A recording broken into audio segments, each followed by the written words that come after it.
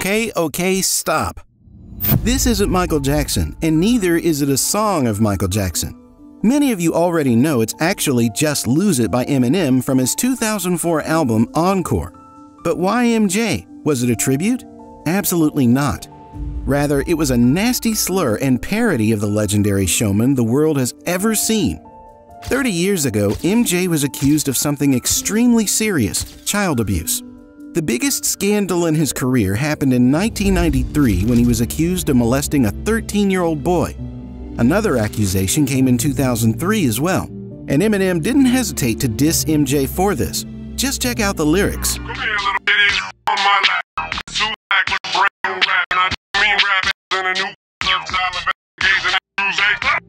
But what upset MJ the most was the final scene where he was sitting on a bed with little children around him. It portrayed MJ completely as a pedophile. MJ asked all music TV channels to stop showing the video, saying otherwise he might sue Eminem. Only one channel, Black Entertainment Television, agreed. Was pretty painful as an artist to another artist. But he should be ashamed of himself, what he's doing. Not only that, but the song also makes fun of famous people like MC Hammer, Madonna, Will Smith, or the sex symbol of the 90s, Pamela Anderson. Got ticked off and ripped Pamela Lee's lips off, kissed him and said, I ain't know silicone was supposed to be this soft. So, a man and a performer who doesn't shy away from dissing the biggest stars ever.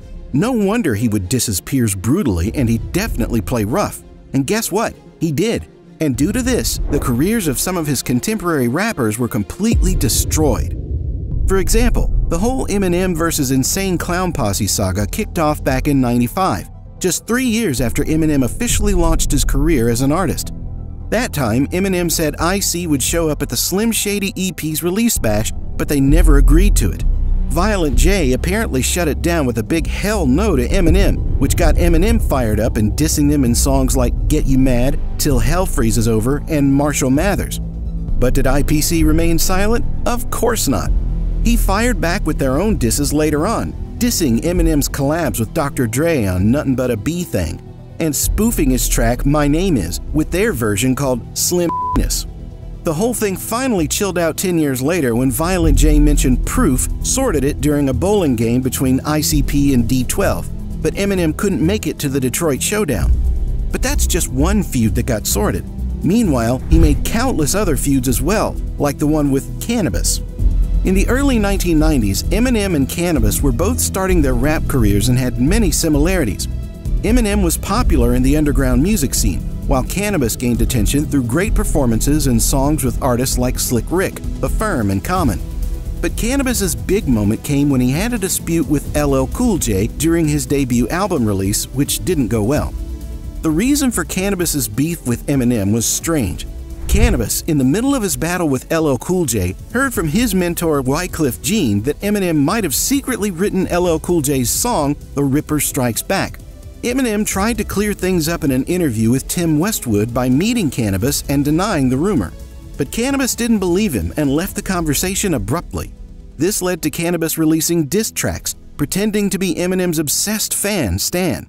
Eminem responded with a song called Can I Be, where he made fun of Canibus for his poor album sales, unique voice, nationality, and even joked about him being like Eminem's sister. Despite Canibus's attempts to keep the beef going with more references in his music, he didn't get much attention because his album sales were, in fact, low. On the other hand, be it for talent or many public disputes, from Christina Aguilera to Ja Rule and Limp Bizkit, M was becoming a central figure in popular culture beef. Turns out, nobody cared what happened to Canibus in the end. But just when M finally started becoming famous and was about to drop the Slim Shady LP, an underground rapper suddenly came in front claiming that Eminem was straight up copying his style, lyrics and all. I'm talking about Cage. M wasted no time firing back at Cage, taking shots at him on Role Model from the Slim Shady LP. Then, he kept the diss train rolling with shots on Drastic Measures and a Tony Touch mixtape freestyle. Cage fired back with And So Kitties, praising M's rhyming skills while also calling Slim Shady a bee lady. Cage didn't stop there, throwing more shade on multiple tracks. But people loved M's songs the most. As a result, his career just kept soaring, and the beef with Cage and Cage himself faded into obscurity. Why, you ask? The simple answer is probably luck, and fans both favored M only. But this was nothing compared to what happened with Christina Aguilera. At first, the relationship between them was somewhat like this. I'm looking forward to meeting Eminem, actually. You want to meet Eminem? Yeah, I want to meet Eminem. I think he's cute. I don't even know if I want this award. I might just take Christina home tonight. Back in 1999, Eminem shocked everyone by marrying Kim Mathers, his longtime girlfriend, despite all the violent lyrics he had about her in his earlier songs. M tried to keep the marriage under wraps, but Aguilera let the cat out of the bag during her MTV special, What a Girl Wants, also using the opportunity to talk about the dangers of violence in relationships. M, not pleased with the public reveal, vented his frustrations in his music, dissing Aguilera for supposedly hooking up with Carson Daly and Fred Durst. On The Real Slim Shady, M didn't hold back, even spreading rumors about getting an STD from Aguilera. Her camp shut down those rumors, and Aguilera fired back with her own diss track, The Real Slim Shady, Please Shut Up. Despite the drama, they patched things up with a hug backstage at the 2002 MTV VMAs.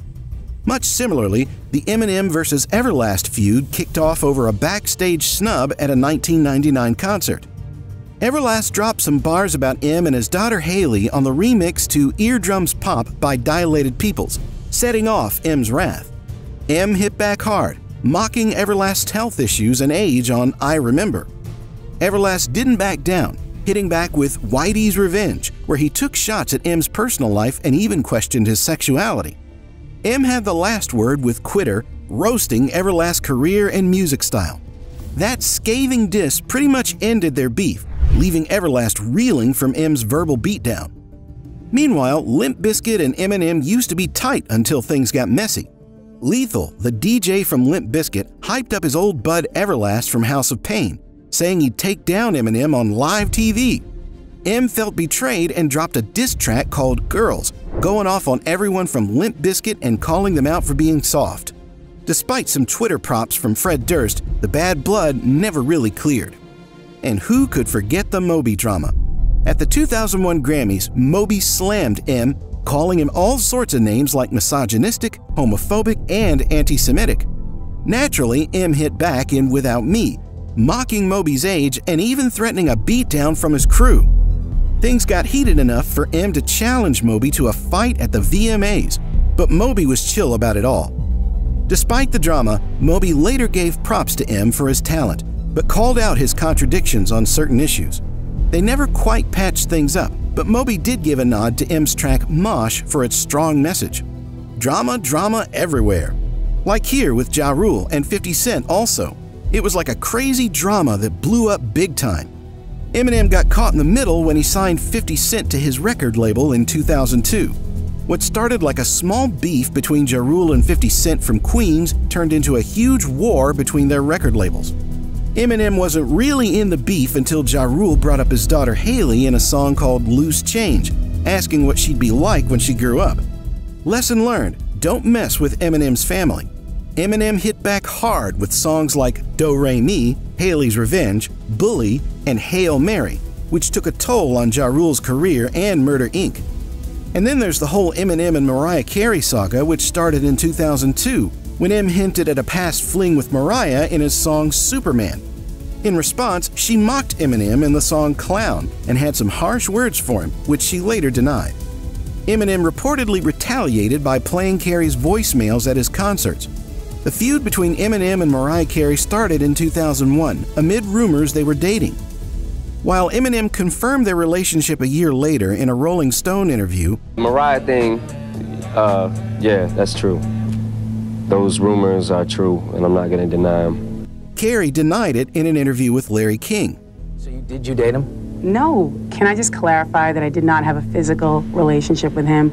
I did not have an intimate relationship. I've been with less men than Eminem referenced Carey's denial in his songs, leading to Carey releasing Obsessed in 2009, aimed at Eminem.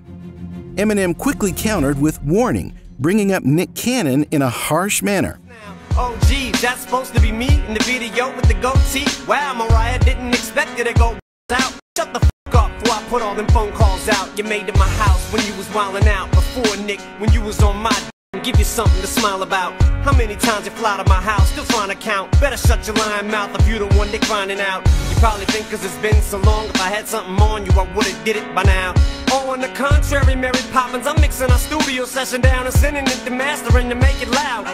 Enough dirt on you to murder you, this is what the I do. Mariah, it ever occur to you that I still have pictures? However you prefer to do, and that goes for Nick too. You think I'm scared of you?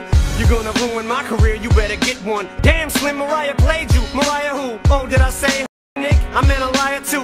Like I've been going off on you all this time for no reason. Girl, you out your alcoholic mind. But I'm moving on with mine, Nick. Is that your way? Well, tell her to shut her mouth, then I'll leave her alone. If she don't, then I'ma just keep going. Damn. I see Marianne saying, cut the tape, knife. The ongoing feud continues to stir controversy, leaving people wondering why they can't reconcile after so many years. While that got diluted over time, a new feud began with that Kamikaze track. M threw some shade at Joe for not having enough hit records and for his past issues with domestic violence. Joe didn't hold back and fired back on his podcast. After M dropped Kill Shot in response to MGK, Machine Gun Kelly, Joe hopped on Twitter to claim that M is scared of him, showing that this beef ain't wrapping up anytime soon. Speaking of MGK and M, they went at it again in 2018 with diss tracks flying back and forth. M fired shots at MGK on his Kamikaze album, leading MGK to hit back with Rap Devil. M didn't leave it there and came back with Kill Shot, sparking a whole lot of debate among fans. We all know M's got a history of getting into rap beef, and he's pretty good at tearing into his opponents with his words. The lesson here? Don't mention M's daughter, as MGK found out the hard way. Their back and forth on social media and in tracks just showed how competitive and skilled they both are when it comes to lyrical battles. Initially, social media seemed to lean towards MGK's side, with M clarified in an interview that he wasn't out to ruin MGK's career, just set things straight. M's Kill Shot didn't hold back, hitting on MGK's looks and career, and even roping in MGK's ex, Halsey, into the mix. MGK brushed off Kill Shot on Twitter while hyping up his upcoming episode, Binge. But anyway, the social media slowly turned to M again, leaving MGK's career with questions. All in all, the Eminem vs. MGK feud gave us a good dose of rap rivalry drama, keeping fans hooked and social media buzzing. But after watching and listening to all these, you might think Eminem is some kind of a shrewd villain, a bad guy in everyone's story, who is just so toxic that he can't avoid getting into any feuds, and he's so good at it that he ends up ruining everyone's career or fame every time. Well, I'm no one to decide that here, but I wonder, what does he think about these things when he disses someone? It's kind of like these aren't personal attacks on people. I've never met these people, you know what I mean? So these aren't like personal attacks on their character or anything like that. You know, it's kind of like picking names out of a hat, and if your name rhymes with something good, or you know what I mean, then might get it. And they simply laughed it off, as if it's just as simple as any matter of laughing. What do you think?